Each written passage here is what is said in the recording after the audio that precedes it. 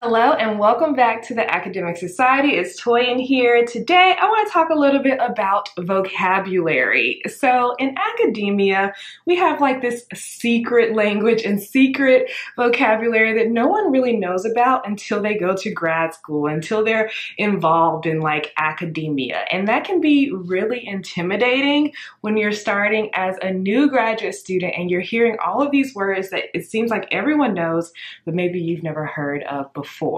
So specifically today, I want to talk about the difference between a PhD student and a PhD candidate. So if you're interested in that, keep watching this video. So I'm Toyin. I am the founder of the Academic Society. I got my PhD in math and I landed my dream job as a lecturer at a university. And I create these videos for graduate students and academics all about time management, productivity, as well as my academic lifestyle.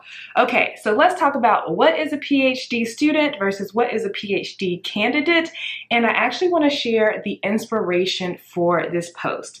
So I was on Twitter and I saw someone super excited about being accepted to graduate school into a PhD program. And so they shared on Twitter, oh my gosh, I just got accepted to a PhD program. I'm officially a PhD candidate. And everyone was like slamming her in the comments, or like they were replying to her tweet saying, you're not a PhD candidate. That's not what it means to be a PhD candidate. And I like felt so bad for the student because they had no idea about the difference between a PhD candidate and a PhD student. And I just want to share that in today's video. So a PhD student is someone who has been accepted to graduate school to a PhD program. They are taking courses, they are in the program. This is just someone who is in a PhD program. So when you're being accepted to a PhD program, you are officially a PhD student. A PhD candidate is a little different, right? This is someone who is much more experienced. So after you've taken your coursework, there is an event that happens that marks the transition between a PhD student and a PhD candidate. And so it looks different in different programs. For me, when I passed my qualifying exams, I officially became a PhD candidate. Right? This may be for your program, maybe finishing your comps, your comprehensive exams or paper, or maybe it's an oral exam. But what typically happens is after that, there's like a form to be filled out to be submitted to the graduate school at your program that officially says you are a PhD candidate. And so that typically happens in your third to fourth year of your PhD program. Again, there are slight differences depending on your field and depending on your program. So to recap, when you get accepted to a PhD program, all through the first few years of your PhD program, you are a PhD student. After you do this one event, whether it's qualifying exams, comps, you get the paper signed, submit it, then you are officially a PhD candidate. This is when you start working on your dissertation, to defend your dissertation to become a PhD, to get your doctorate. So I hope that clarifies things.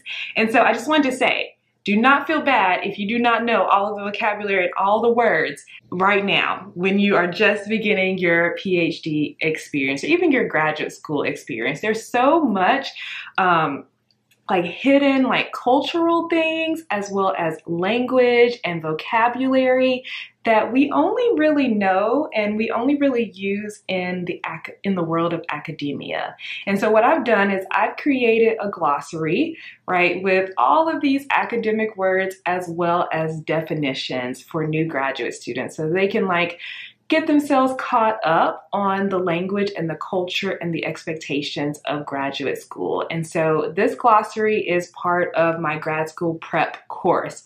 So I have a course for incoming graduate students to help you understand like what are the expectations of grad school? What are the things you need to do to prepare yourself for this new experience?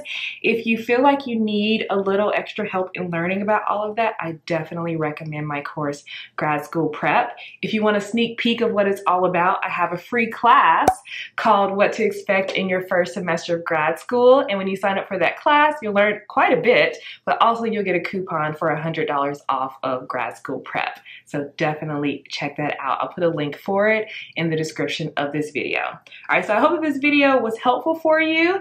I'm excited about your graduate school experience. Remember, you 100% can do this. All right, if you like this video, give it a thumbs up. If you're new here, consider subscribing. I create videos about grad school and academia all the time. Have a wonderful day, and I'll see you in the next one. Bye.